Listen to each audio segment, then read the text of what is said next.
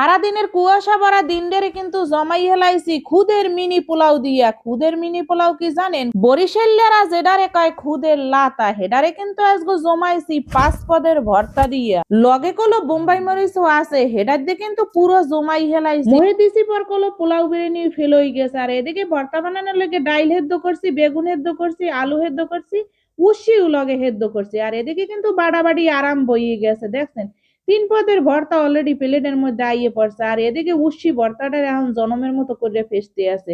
তবে বেশি মানের মধ্যে যদি এই রকমের ভর্তা আর মিনি পোলাও হয়, হ্যাঁ যে কত স্বাদ, হ্যাঁ যারা না খাই সেরা বুঝবেন। সারাদিনে তো এক ফোঁটা রোদ দেহি নাই, তবে ভর্তা ভাতের লগে আজকে কিন্তু এককালে গাড়া গরম হয়ে গেছে ভর্তা সর্তা খাইয়ে লই। এই কুয়াশা ভরা শীতের মধ্যে যারা যারা এখনো খুদের লাতা আর ভর্তা না খাইছেন, হেরা হগালে খাইয়ে লাইয়েন, মজা কিন্তু শেষ হয়ে যাইতেছে।